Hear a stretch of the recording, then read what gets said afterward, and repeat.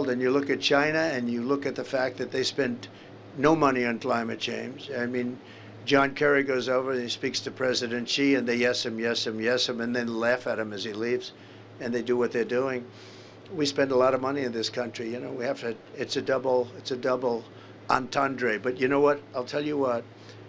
We had the cleanest air on record, and we had the cleanest water on record, and that's very important. And we also had the best economy in the history of our country. So we had everything going well. And yeah, so I'm very much into that, but I really focus on the water and the air. Very important. Yes, ma'am, please.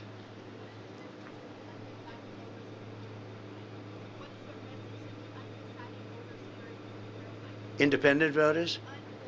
Oh, undecided? Well, it's hard to believe you have undecided voters. I do hear about them, but you possibly do. But I think, look, if you believe in what's happening with the polls, if you believe in what's happened, they have a new phenomenon now, we'll call them the betting polls. I don't know if people are gambling on them. I can't imagine that's a proper thing to do, but perhaps they are.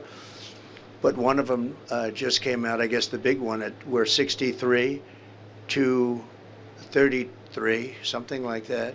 That's a pretty big margin. I don't know if they know what they're doing. I have no idea who they are, but it's a very big poll. They quote it all the time on television.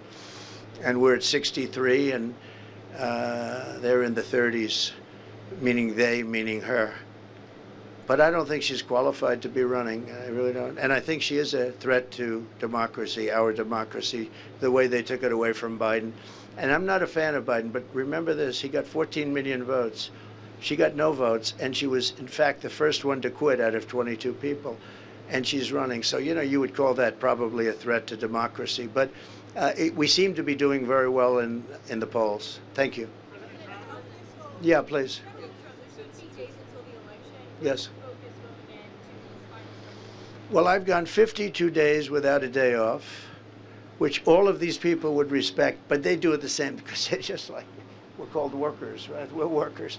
For better or worse, we're workers. I don't know if it's the best thing. We didn't have to be. A lot of them didn't have to be. I didn't have to be.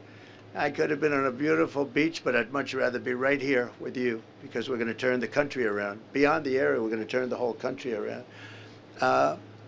Look, my message is that I've been going full blast. Yesterday, you saw that. We had early in the morning till late in the evening, we left the football game.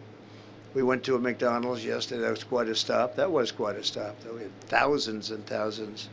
They had 25,000 people around circling the building. I wouldn't say that Secret Service was thrilled, but that's the way it is. It was a love fest, though. It was incredible. And it did take off. It took off. And then we did 2 more stops. We did a town hall, big town hall, with Sage and some people, and it was very successful. But no, the McDonald's stop was very unique. There's no question about that. They really, I'm sure McDonald's liked it, but it just took off. You know, you never know about life, and you never know what's good, what's bad. You do something, it's going to be great, it's okay.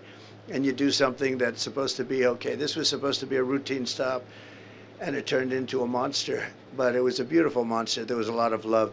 I'll be doing the same thing. I'm going to be campaigning. I have no days off, so I'll be going into the 60s or 70s in terms of no days off. I don't want a day off. We have to win. We have to win. We have to save our country, and we have to just make America great again.